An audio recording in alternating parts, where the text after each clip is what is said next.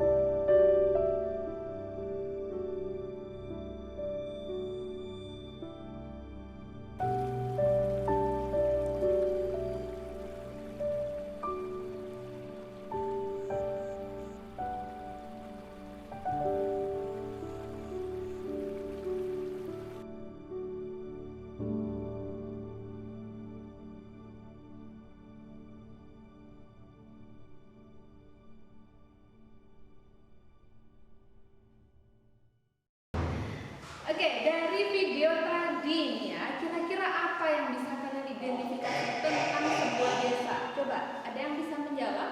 Saya Bu Kori Iya. Aida. Oke, Kori, silakan Kori.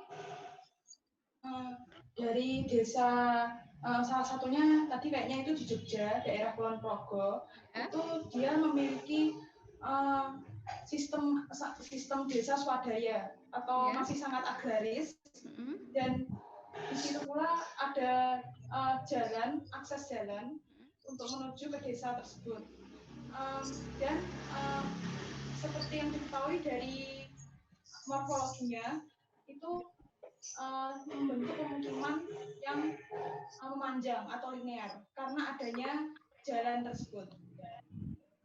Ya. Oke, sudah. Mohon maaf. Oke, ya, benar sekali ya yang disampaikan oleh Kori. Jadi berdasarkan video tadi itu kita bisa melihat bahwa sebuah desa ini sebuah daerah itu dikatakan sebagai desa. Ini bisa kita lihat dari bagaimana penggunaan lahannya yang tadi di video ini lebih banyak dimanfaatkan sebagai kegiatan agraris gitu ya, yang dicirikan dengan ada banyak sawah, kemudian kondisi penduduknya seperti apa tadi juga sudah dicirikan di dalam video itu. Masih ada banyak sekali petani ya, kemudian serta mata pencaharian. Nah, mata pencaharian tadi itu lebih banyak petani. Kemudian untuk kondisi penduduknya tadi lebih banyak apa tadi? Sepertinya kalau penduduk orang desa ini lebih akrab, kemudian lebih interaksi sosialnya ini lebih kuat, paguyubannya lebih kuat dibandingkan dengan masyarakat kota. Nah, kemudian mungkin ada yang mau ditanyakan dulu sebelum kita masuk ke tahap selanjutnya, silakan. Ada yang mau ditanyakan? Saya Bu mau bertanya. Ya, dengan siapa ini? Dengan Dwi Indasari Bu. Oke, Dwi Indah. Silakan Dwi Indah. Jadi begini Bu, di desa tersebut kan masih terdapat banyak lahan sawah dan hampir sebagian besar masyarakat tersebut kan pekerjaannya, profesinya adalah sebagai petani. Tetapi di dalam desa tersebut apakah ada mata pencaharian lain seperti pabrik kecil, seperti pabrik tempe atau tahu, terus industri-industri lainnya? Oke, jadi pertanyaan dari Dwi, apakah di desa yang tadi diidentifikasi ya, jadi di desa Kulon Progo, tadi kan yang ditampilkan masyarakatnya bermata pencaharian petani ya, apakah selain petani ada misalkan yang bekerja di pabrik atau apa? Oke, pertanyaan dari Indah itu nanti akan kita bahas bersama-sama ya, sekaligus nanti kalian akan mengerjakan LKPD yang sudah saya sediakan ya, supaya nanti kalian bisa memahami dengan maksimal dan kalian juga bisa melakukan sebuah penemuan ya, studi literasi, studi literatur dari berbagai macam sumber, bisa dari internet, kemudian bisa dari modul yang sudah saya bagikan tadi, atau bisa juga dari buku paket LKS yang sudah kalian dapatkan. Sebelum kita masuk dulu, saya ingin menyimpulkan membahas sebentar tentang desa. Jadi menurut Undang-Undang Nomor 6 Tahun 2016 bahwa desa merupakan kesatuan masyarakat hukum yang memiliki batas wilayah yang berwenang untuk mengatur dan mengurus urusan pemerintahannya, kepentingan masyarakat setempat berdasarkan pada karsa masyarakat, hak asal-usul dan atau hak tradisional yang diakui dan dihormati oleh pemerintah. Itu pengertian desa menurut Undang-Undang Nomor 6 Tahun 2016. Kemudian sebelumnya saya akan menampilkan LKPD yang akan kalian kerjakan ya. Oke. Sudah nampak ya? Oke. Jadi kelompok 1 ini untuk pembagiannya, kelompok 1 silakan yang dicatat ya.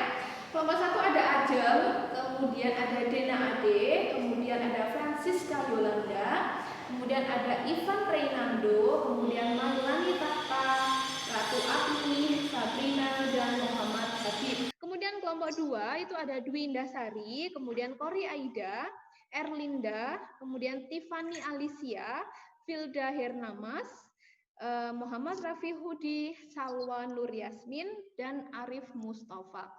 Itu kelompok 1 dan kelompok 2, silahkan nanti kalian berdiskusi membahas tentang LKPD yang sudah saya sediakan melalui WA group yang sudah kita punya gitu ya.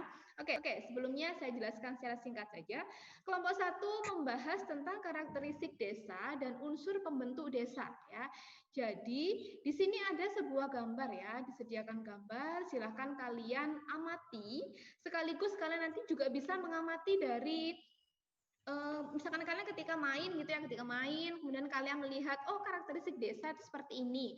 Nah, silakan bisa dituliskan di sini nih. Jadi silakan kalian identifikasi tentang karakteristik desa berdasarkan dari gambar dan juga hasil pengamatan kalian.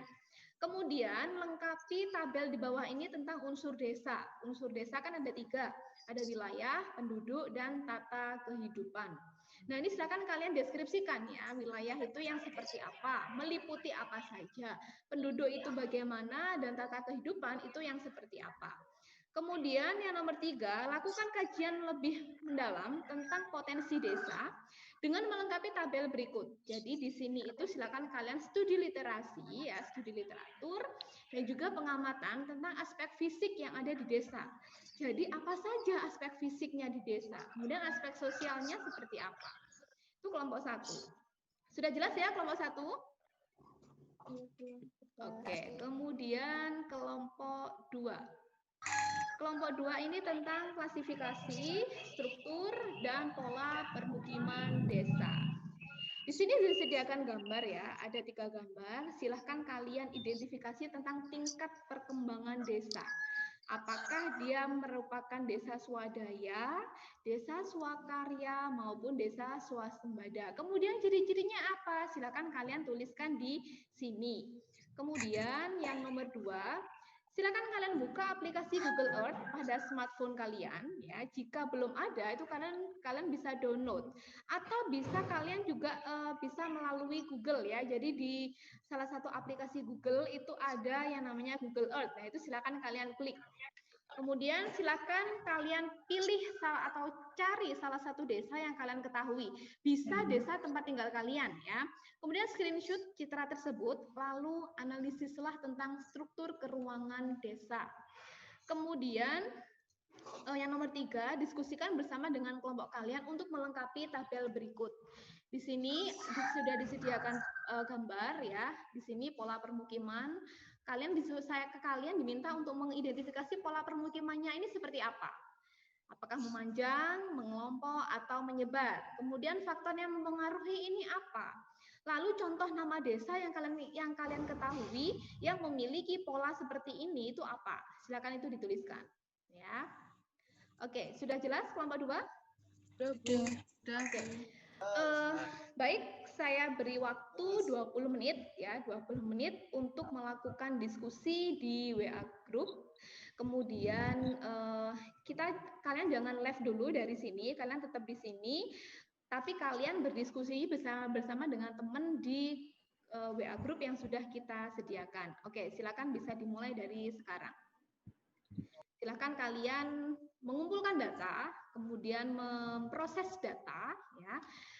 Pilah data yang sesuai dengan pertanyaan itu silakan kalian tulis pada LKPD yang sudah saya sediakan. Silakan.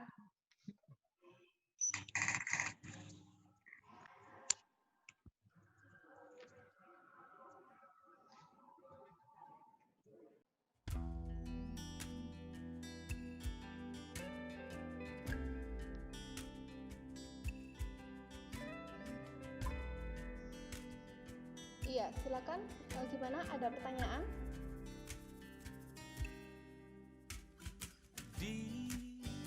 Ada yang mau ditanyakan? Oke. Silakan kalian berdiskusi di WA group yang sudah saya sediakan ya.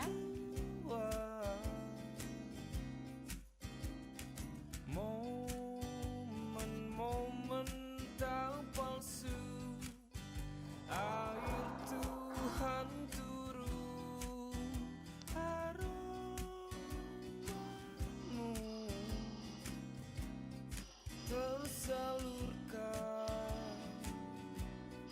aliran syaraf buntu Martin tua media pembuka. Silakan bisa ditanggapi yang ada di chat Berdansa sore hari sejiwa alam dan duniamu melebu sifat kakuku.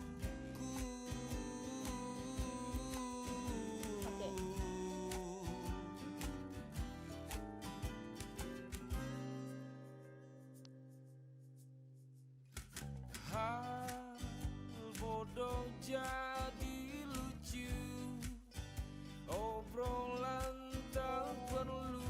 Oke, lancar ya. Oke, kelompok 2 mungkin. Oh, tersalurkan. Kelompok 2 sudah selesai? Atau mungkin ada kesulitan? Oke, sudah. Martin tua media pembuka.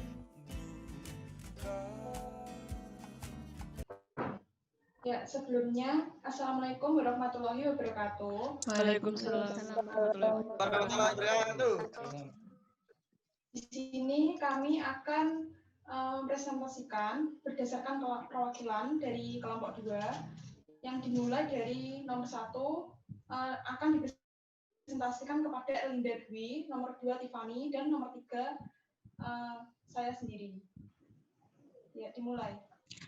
Ya, yang pertama yaitu klasifikasi struktur dan pola permukiman desa. Oke.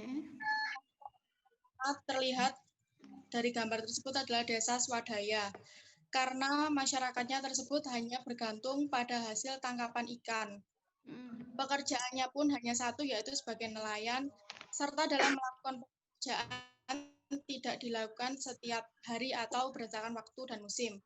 Ciri-cirinya yaitu 1, tergantung pada alam, yang kedua produktivitasnya rendah, ketiga pekerjaan yang homogen, keempat masyarakat yang berukuran kecil, serta adat istiadat yang kuat. Lalu yang kedua, pada gambaran kedua, yaitu desa swakarsa. Karena teknologi pertanian sudah masuk ke desa dan keterbukaan terhadap teknologi tersebut, maka jenis pekerjaan pun sudah semakin beragam. Lalu ciri-cirinya, yang pertama yaitu pekerjaan beragam, kedua adat istiadat sudah mulai longgar, yang ketiga sudah mampu menyelenggarakan pemerintahan. Dari gambar yang ketiga yaitu desa swasembada. Karena munculnya UMKM produksi kerupuk atau jajanan yang membantu masyarakat sekitar untuk meningkatkan penghasilan. Ciri-cirinya yaitu pertama muncul teknologi dan penemuan-penemuan baru, lalu sarana dan prasarana jauh lebih lengkap, pekerjaan banyak bergerak di bidang jasa. Ya, sekian.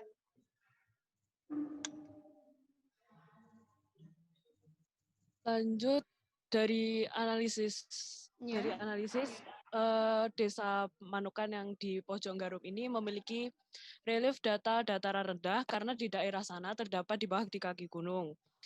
Desa Manukan yang terletak di pojok Garum termasuk ke dalam struktur pola pemukiman desa yang memanjang jalan karena letak rumahnya mengikuti jalan-jalan, rel kereta api, dan banyak persawahan. Karena di daerah tersebut memiliki jenis tanah aluvial sangat cocok untuk persawahan. Sekian.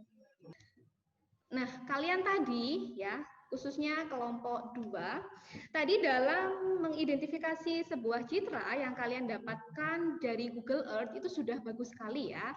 Nah, ini bisa kalian dapatkan di Google ya. Ketika kalian buka browser, kemudian Google, di situ kalian bisa memilih Google Earth. Nah, di sini kalian nanti bisa melihat bermacam-macam pola keruangan ya.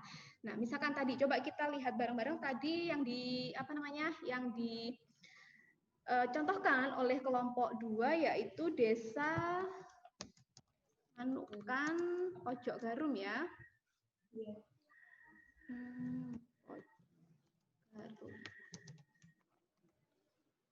Oke, kita lihat bersama-sama.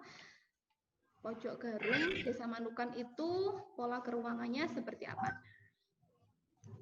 Ya, nah, jadi kita bisa melihat nih, walaupun kita tidak tidak bisa ke Desa Manukan, tapi kita bisa melihat pola keruangannya seperti ini. Nah, ini yang dinamakan dengan kegiatan interpretasi citra. Bagaimana kalian mengidentifikasi sebuah citra? Ya, kalian bisa melihat pola keruangan suatu daerah dengan menggunakan sebuah citra. Ya, di sini dari Google sudah disediakan dan ini sangat bermanfaat sekali. Sekarang kita coba zoom untuk melihat. Nah, dari sini kan sudah mulai kelihatan ya pola pemukiman dari Desa Manukan, Pojok Garum, Kabupaten Blitar. Kira-kira pola pemukimannya tadi yang disampaikan oleh kelompok 2, memanjang, mengelompok, atau menyebar? Memanjang, ya, betul sekali ya. Jadi dia ini memanjang mengikuti apa? Jalan raya. Iya, memanjang mengikuti jalan raya. Kemudian kita bisa lihat nih, daerah persawahan masih banyak. Nah, ini kita bisa melihat daerah persawahannya masih dominan. Kemudian pola pemukiman penduduk cenderung memanjang di sekitar jalan raya. Kemudian di sini ini yang bertekstur lebih kasar, berarti jenis pohonnya lebih tinggi dibandingkan dengan yang bertekstur halus seperti sawah. Nah, di sini kalian bisa mengidentifikasi. Tuh ya, ini adalah keterampilan geografi yang bisa kalian terapkan di mana saja. Misalkan kalian mau main ke sebuah tempat yang kalian belum pernah ke sana.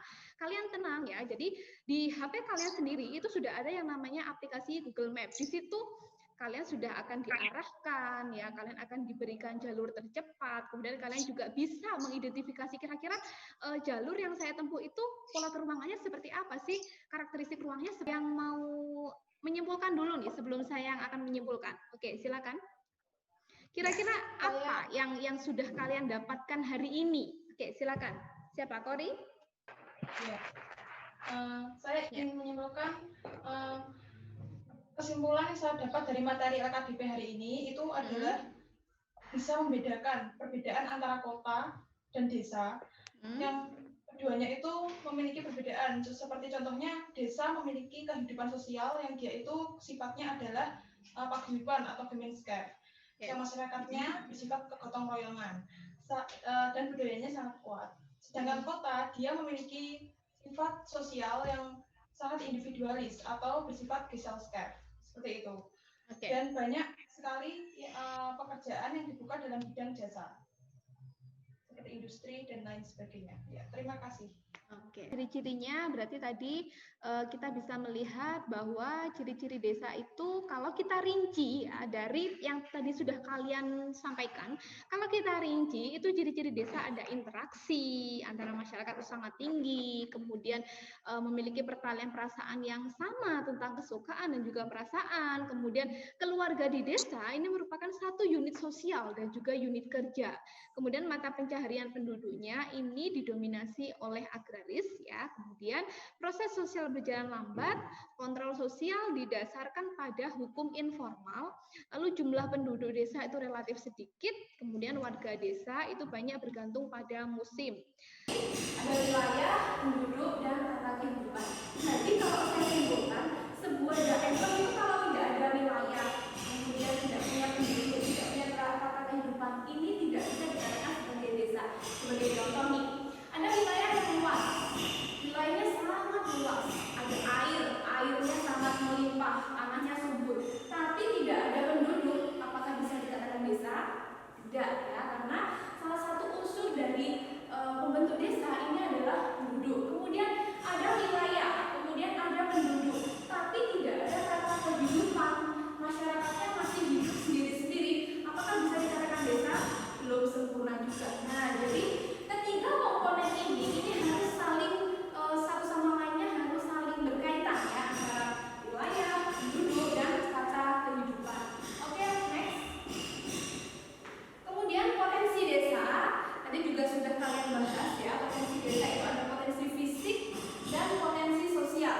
Potensi fisik ini bisa kita lihat dari faktor non manusia, jadi faktor alam. Lebih ke misalkan kondisi tanah, kemudian keadaan cuaca, kemudian kondisi air, sampai kepada keadaan lingkungan alam dan juga sumber daya alam, itu termasuk dalam potensi fisik ya. Kemudian potensi sosialnya apa nih? Ada masyarakat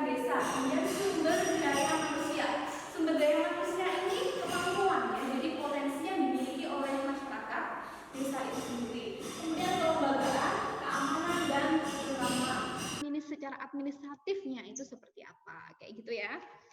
Oke, sekian pembelajaran kita hari ini ya. Saya appreciate sekali dengan partisipasi dari kalian yang luar biasa, kemudian pekerjaan kalian dalam mengerjakan LKPD juga sangat-sangat luar biasa, antusiasmenya kalian juga sangat tinggi, semuanya berpartisipasi aktif, sehingga tujuan pembelajaran kita hari ini sudah tercapai ya. Kalian sudah bisa menganalisis yang mana yang dikatakan kota, yang mana yang dikatakan desa. Kalau dikatakan desa itu kenapa? Karakteristiknya seperti apa? Klasifikasinya seperti apa? Nah, seperti itu. Oke, sekian pembelajaran kita hari ini. Jangan lupa untuk LKPD-nya tadi itu silakan di-upload di Google Classroom. Kemudian juga setelah ini saya akan membagikan link untuk post-test, untuk tes akhir untuk mengetahui mengukur pemahaman kalian terhadap materi yang sudah kita kita dapatkan hari ini. Oke. Sebelum kita akhiri, marilah kita berdoa menurut agama dan keyakinan kita masing-masing. Berdoa dimulai. Berdoa dapat diakhiri. Sekian pembelajaran hari ini. Terima kasih dan juga sampai jumpa minggu depan. Wassalamualaikum warahmatullahi wabarakatuh. Tetap semangat ya.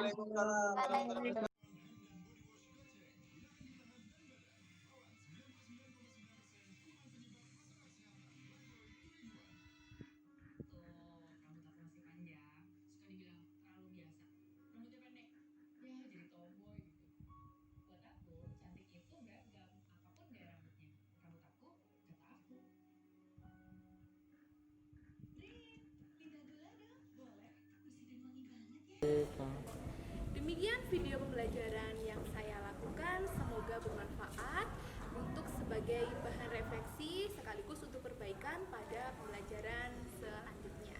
Terima kasih. Wassalamualaikum warahmatullahi wabarakatuh. Angkat.